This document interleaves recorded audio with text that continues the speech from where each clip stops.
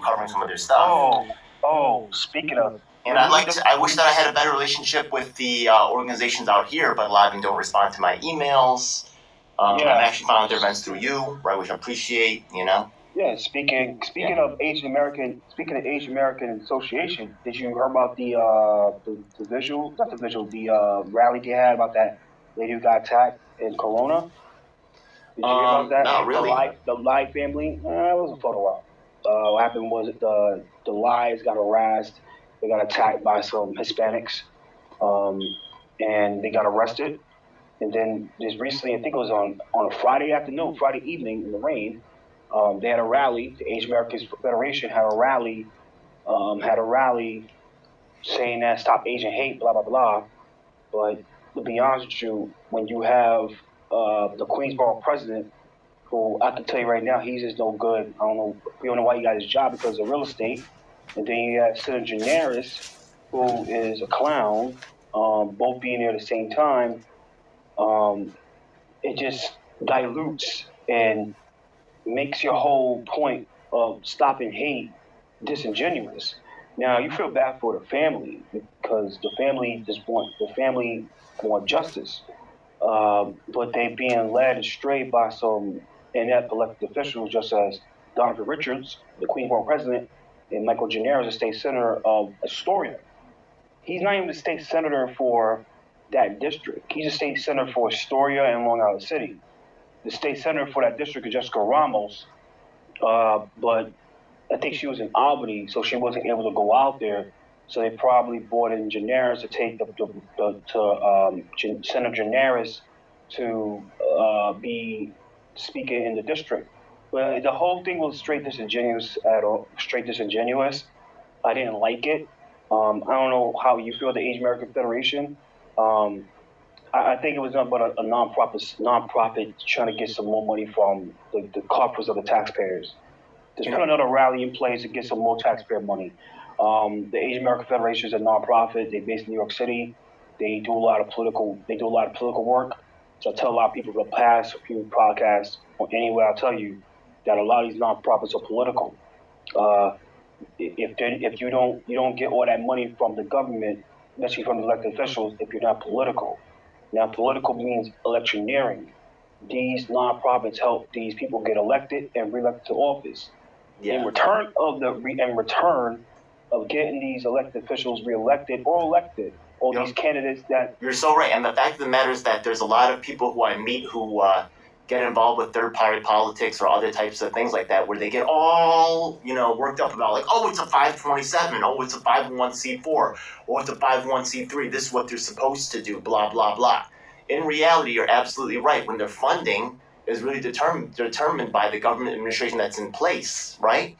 Even though these not-for-profits are not supposed to do electioneering, stuff like that, right? How can they not? Their whole funding is predicated on their relationship with elected officials. They have to do it. There's no other choice. Yeah. Mm-hmm. Yeah. So you're exactly right. Yeah. Yeah. So like I said, in return they get paid by our money, usually discretionary funding. Capital funding is kind of controversial. Capital funding is too risky. It's just like a variable. It's like a variable insurance policy. It's real risky. If capital funding, that's usually for like buying property and repairing property, etc. They'll give to a nonprofit that's kind of controversial. Usually they'll go to schools. Another thing just one more thing I just want to know about the Asian American community is, I think like about a year or two ago, they actually passed some kind of rule saying that there was like $20 million set aside for Asian American groups, right? That was some new fund. Mm-hmm. I never really saw the money. I think a lot of money, like where is that money going? I want to know, right? Some of those events that we've seen, right? Yeah, they're they have a violin guy. I do a lot of action work, but they're really trying to certain people are louder, certain people are not. I reach out to them, they're not getting back to me. Now they're talking about raising the money from 20 million to 60 million. Yeah. You saw that book. More than 60. So where did the 20 million go in the first place? Do you feel like $20 million was spent on Asian American interests? And also another thing that when I'm really pushing for mobilization of the community, which would be in both of our interests, me and the Asian American, organizations. And I have many emails that I've been reaching out to these officials that you see at these events. and I have a paper trail of videos, but they don't get back to me at all. They don't want to work with people like me, it seems like. Oh, I think it's the nonprofits in the way, certain political organizers in the way. They play that game of like once they find out a full purpose, they'll try to shut them down. But they'll try to certain organizers and nonprofits, they play that game of trying to like blackball people they don't like, spreading rad rumors, spreading false rumors, people they don't like, and say, oh well, don't work with this guy. Oh, this person's scumbag. Da da da. I get that a lot about me, so I know that's about. But organized play that game, and nonprofit CEOs, executive directors play the game too. They play that same game of trying to descend, put people they don't like. Yeah. So they form a little aristocracy, and they decide, right? Yeah, you're part of the club, or you're not. You know what I mean? Yeah. So they play that game. They know what they're doing. It's disgusting, and I know they do. They do that shit to me, but I play my own game. People see me, they know what I do. So it's a big thing. Let's get back to the whole money. It doesn't matter. It's $20 million, $60 million. They want 60 because they see other communities getting a lot of money, but the Asian community felt left out. Now, I think last week, or I think when you saw I think it was like last week or 2 weeks ago, when you screenshot my photo and you put it on your page about. But that was all that is bullshit, right? So wait a second. Yeah, you also mentioned Linda Lee, so don't be afraid to throw the names around. What's going on? Oh yeah. I want to know. If I see her, I would never met Monica. It was something about that. But Linda is Linda. She does her own thing. She does her own thing. She tries to stay out the spotlight, and that's the one thing I like about her. So I really can't really bash her that much because she's not in the spotlight. She's trying to be. She's not like Shahana Hanif. Or who was the other one that people might say is a problem of Tiffany Caban, and who like to be all over the camera and get nothing done. So at least Linda Lee's not like that. Linda Lee, Sandra Ung, they're both Korean. They're not like Shahan Hanif and Tiffany Caban. You know, they're not over the spotlight like those two on the ladder. You know what I mean? It's a thing like that. So going back to the $20 million, $60 million thing, I'm gonna tell people right now. This is how when they say communities, right? Or we need $20 million to the communities, or we need $60 million to communities. When they say communities, it doesn't mean you. You guys don't get the money. I'm black. There's a lot of money that they pump into the African American community.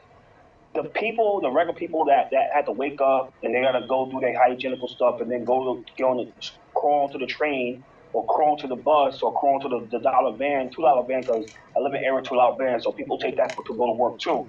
Or anyway they gotta get to work to make a bullcrap raise per hour. We don't never get that money. We will never touch that money. The regular Joe, you will never touch that money. The people that's gonna touch that money are the nonprofits. When they say communities mean nonprofits. So when they say, "Oh, we're going to drive $20 million to Asian communities," that means they're going to drive $20 million to Asian-based nonprofits. That are going to basically refund, right? Yeah, that are going to be like the political machine to really fuel, right, the establishment Asian candidates that are in there now to really put a death whack on the community so they can own it and they can kind of be the represent. Yeah. Yeah, like Asian community will be like nonprofits just as Asian American Alliance, the Sheik Foundation. They're Asians, right? The Sheik Foundation, the Sheik Federation, ran by Nikki Singh. CPC. I think Ron Kim. I don't know what's up with that. Ron Kim ACBC. So he would never fund them because yeah. You know, I do think Tiffany Caban is a high-profile person. Yeah. And I do have some more questions about, right? I know that you're not really supportive. I have mixed feelings about Tiffany. I actually donate to her campaign. I think the thing with Tiffany Caban... Oh, you donate to her campaign? I donate to a lot of her campaign. I think what her is... See, I see her a lot. Not a lot, but I see when I get to see her. She has this tendency of taking things out on people. She has a thing of, like, showing how she feels to people if she don't like her. Now, I think she really want to become DA so bad. Like, her dream was to become... Yeah, she ran against Melinda Katz. Yeah, she almost won by 60 votes. Like, if she had that endorsement by my former union, Dirk BJ, she'd probably be DA right now. She lost by 60 votes in the primary. Now, was that a bitter race, or was that kind of like a low-profile race? It was a bitter race. They was trying to get the progressives was trying to get Tiffany Caban in.